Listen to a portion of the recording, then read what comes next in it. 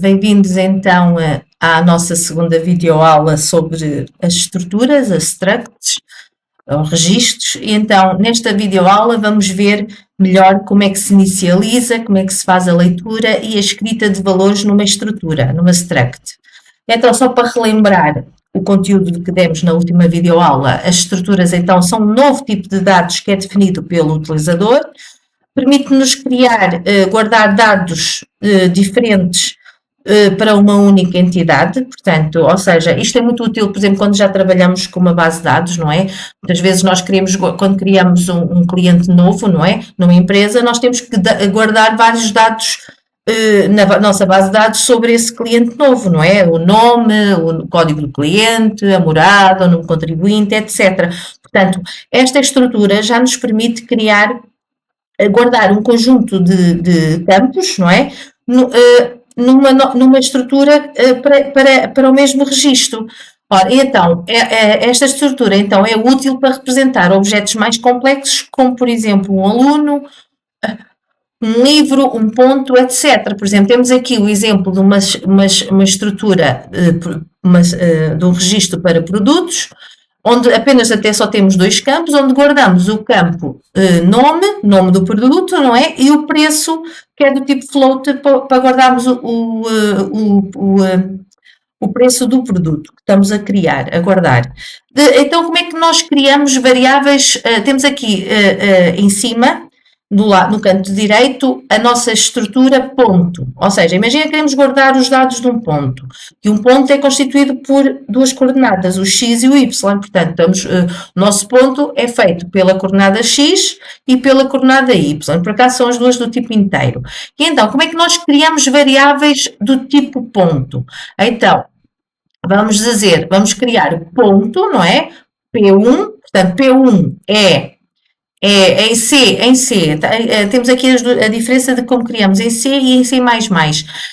Se for em C, temos que pôr a palavra struct, depois o nome da nossa estrutura, que é ponto, e depois P1.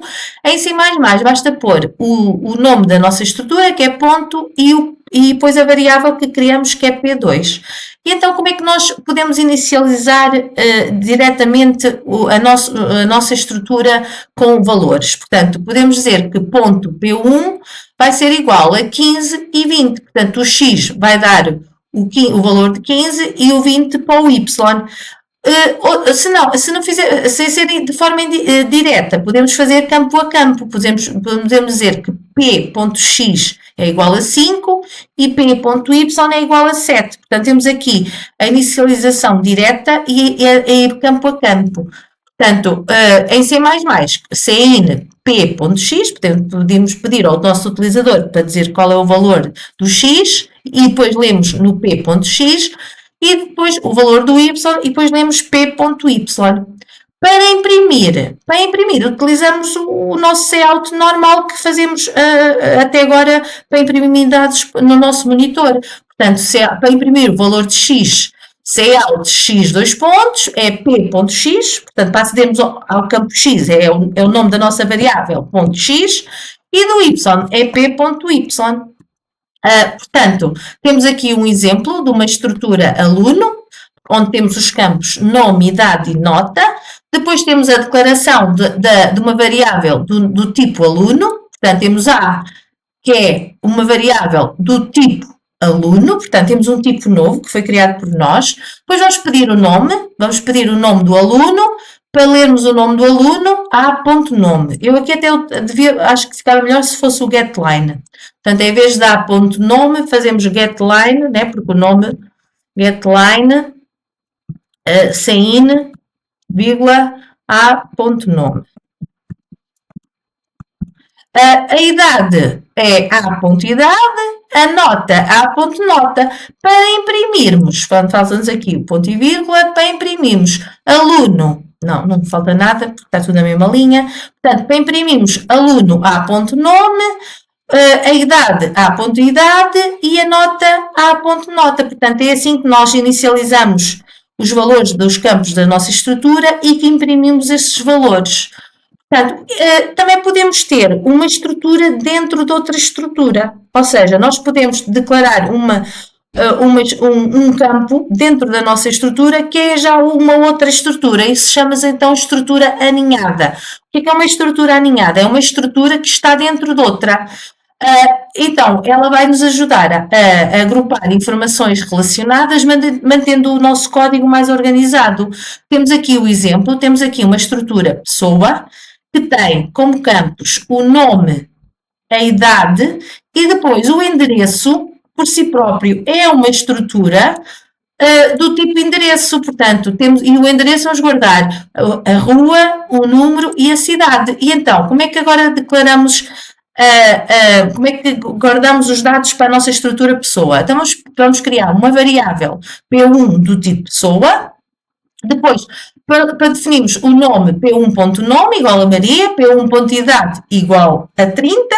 Depois, para acedermos à rua, ao número e à cidade, que é da estrutura endereço, temos que, reparem, como o endereço está dentro de pessoa, temos que pôr P1.endereço.rua e definimos o nome da rua. P1.endereço.número e definimos o número da rua. O número da porta, P1, ponto endereço, ponto cidade, e definimos a cidade.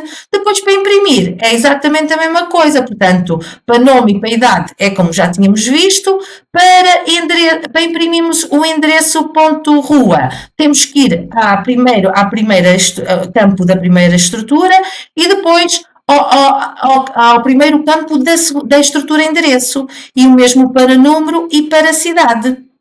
Portanto, é para verem que podemos ter uma estrutura dentro de outra.